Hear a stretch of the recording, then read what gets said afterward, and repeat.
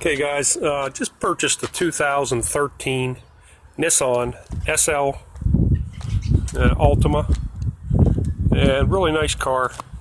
It's a higher mileage car, but the price was right.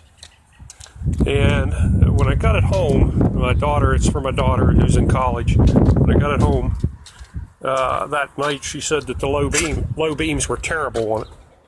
So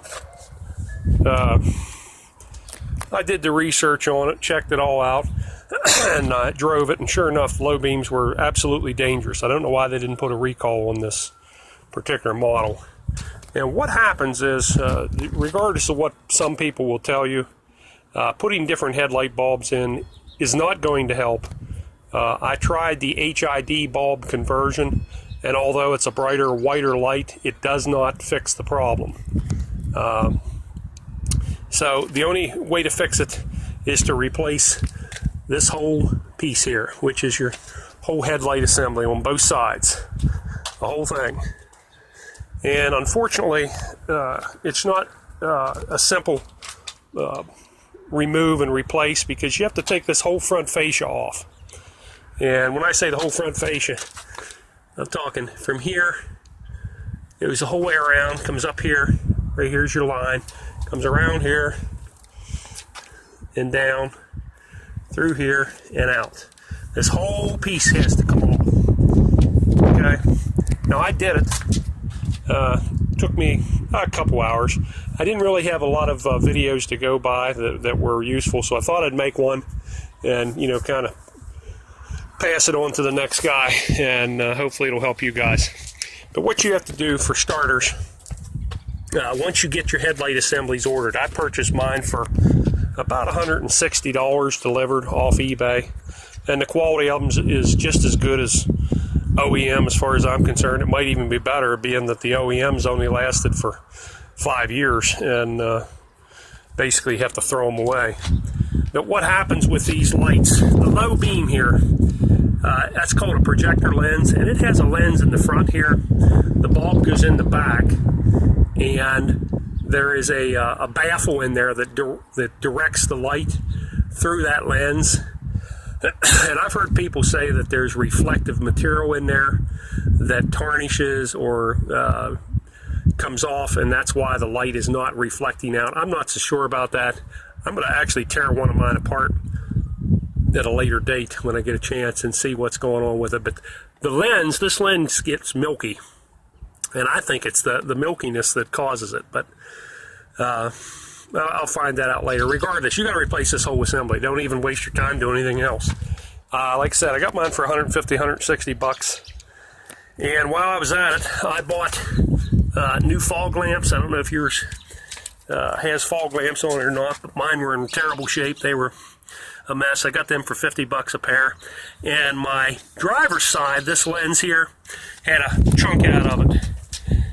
And as you can see, I didn't put that back in yet because it didn't arrive in the mail yet. But that's something you can actually put in from the front, so that's not a big issue.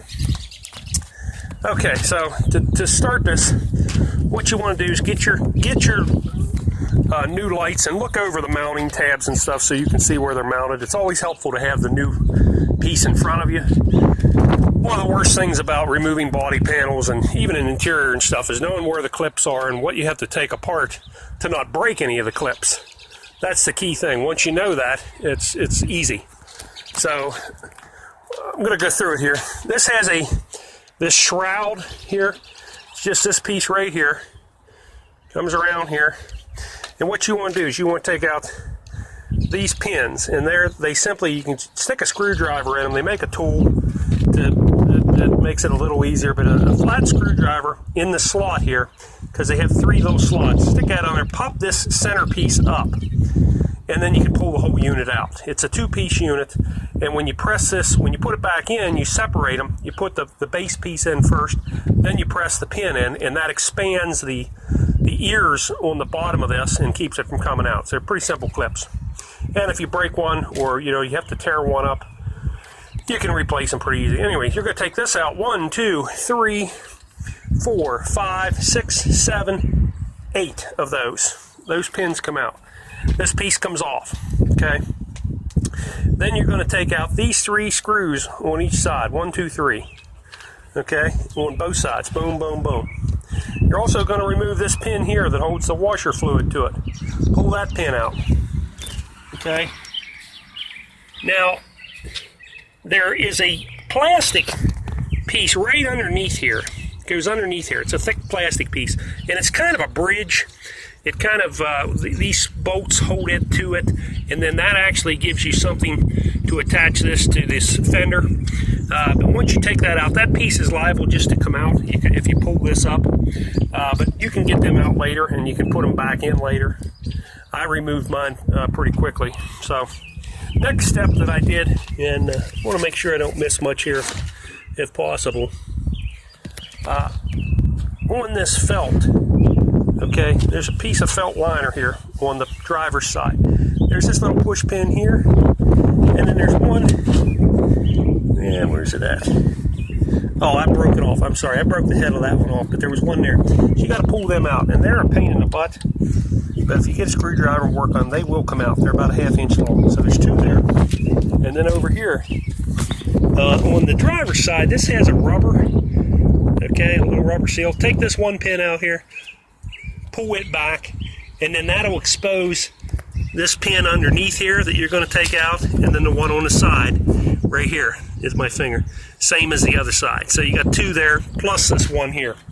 Keep all your parts separate. And one of the things that I did was I always take like audio notes on my phone, step by step. That way I can revert back to it. Plus I take a ton of pictures because I like to be able to find out where, you know, if it's amazing how quickly you can forget where something went if you've only taken it apart once. So take a ton of pictures as you're taking it apart. So now you got this piece off, you got these screws out, these out, and there's a screw down in here, right here at my finger. I don't know if you can see that or not.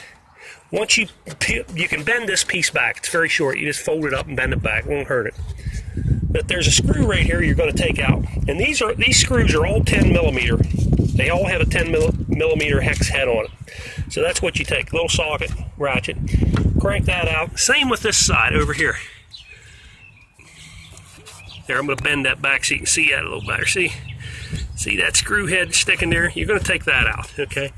And that is a little finger that's about 4 or 5 inches long, and it has like a bend in it, and it slides down in there, and it actually helps hold these 2 pieces together. It pinches those together once it's reapplied, and it's something you can put in, you know, when you're putting it back together.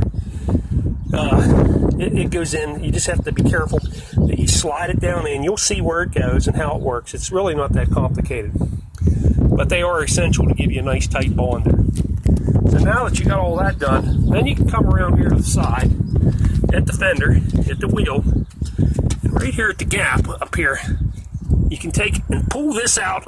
This will bend, and it doesn't mess it up. Pull it out and get this black piece on the outside so you can get your fingers up in here.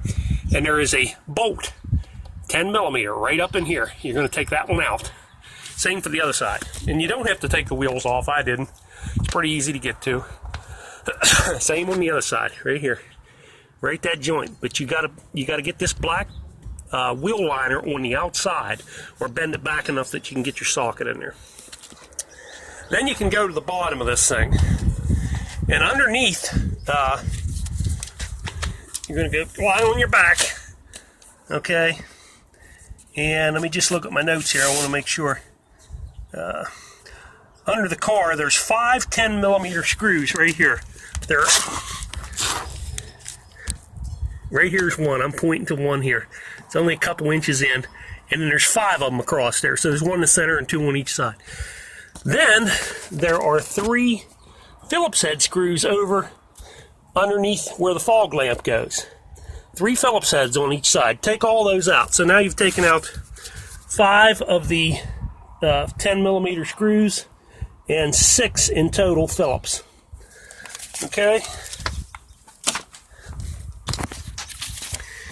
Now, I'm looking at my notes again so that I try not to miss much. And there's a splash guard underneath, and what those screws is doing, they're holding the splash guard up to the this fascia. I'm going to call this piece the fascia here, this whole front. And you don't have to take the splash guard off. Once you take those screws out, that piece actually fits up over top of it. And then when you put it back in, you know, it ties everything back together. Okay. Let me make sure I got everything. Okay, so I placed a box underneath the front here, right up underneath here, because this whole unit's about ready to come off at that point. And I placed a box under there that was about the right height. Gave me about 1 inch leeway. It was 1 inch shorter though. And then I came over here and I grabbed the Holt right here, and you just pull on this, and there's some fingers in here with some detents, and they lock into it, but they'll pull right out. So once you peel that out gently, don't get crazy with it, but you know, you got to put enough force to break it loose. You'll find this start to peel off, and then go to the other side and do the same, and then the rest of this will come off. It's really not that hard. Now, you should have a second person. It would be helpful, because what happens is these lights down here, you have your front marker, your fog, they have some wires attached to them. And the way they did it from factory is they have some clips holding the wires. You can pull them out if you can get to them. You can also cut the little clips. They're almost like a little tie strap clip. I cut a couple of them because I couldn't really get to them real well to get the clip out of the hole that it was put in. So it's not going to matter one way or another.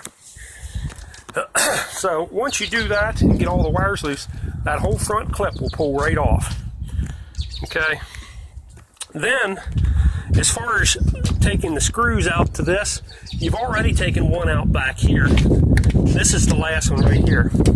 You've already taken that out when you pulled the felt up there. Maybe I told you not, or maybe I didn't mention that, but you're going to take this one out. There's one down here, two, there's one in the front, and then I think there's one up front right here somewhere.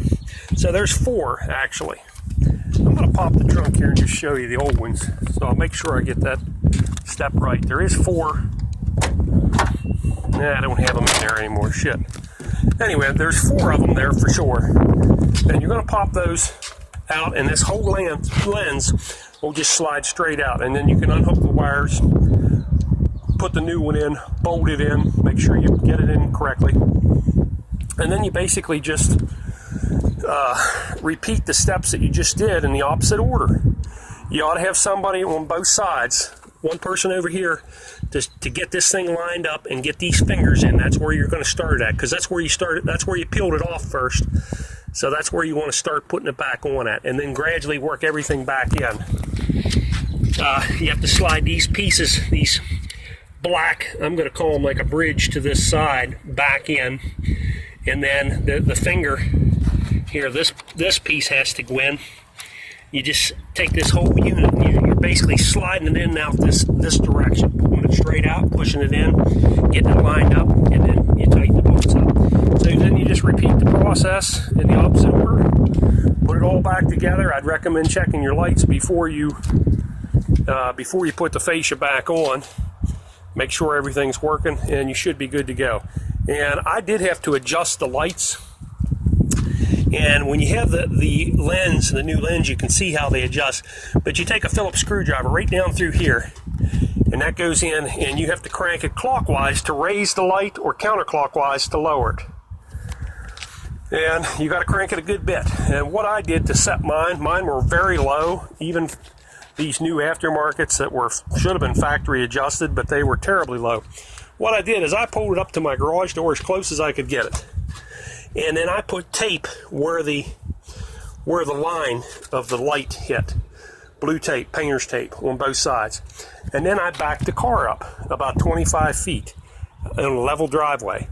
And these, when I did it first, hell, the light line fell down about 10 inches, which is too much. So I raised them up, and I got it so that it only fell about an inch on both sides. Actually, I left the passenger up just a little higher than the drivers, but that's how you can line them up pretty decent. When you back straight up on the level, the lights are basically supposed to be level and then just down about a degree.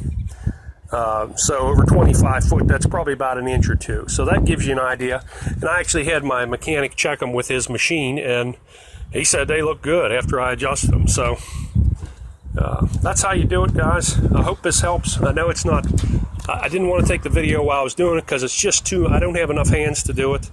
But I thought that may help some of you. It took me a couple hours. I am mechanically inclined and been, you know, doing the car thing for a long time. But if you're not scared of a little bit of a challenge, you can certainly do it. I think they say the dealer will charge you about $1,000 to do that job, and you can buy the lights, like I said, for 150 bucks. And I can tell you, when you put the new ones on, you will have good, safe driving lights, unlike the clouded ones that I took off. And it's just a world of a difference. And I'd recommend when you do it that you have a full Saturday to do it, and that you have your lamps already there, ready to go, and you're not in a hurry. Don't take your time with this stuff. Think it over a little bit, and then you won't break stuff when you take it apart. And take lots of pictures. Get your camera out. With these new cell phones, you can take pictures as you go. That way you can always revert back to those, and if you have a problem, you know, figuring out where that screw went or how this went, you'll be able to see it. And you know, if this is something you do all the time, you get good at it. But when you're only doing this like once in your lifetime, you got to take your time and be smart about it. So good luck, guys. I hope this helps. And if you can't work it out, you know, then maybe you shouldn't be doing it. Maybe you should get somebody that's a little bit more mechanically inclined than yourself to do it. So hope this helps you out and works out well for you. Thank you. Bye.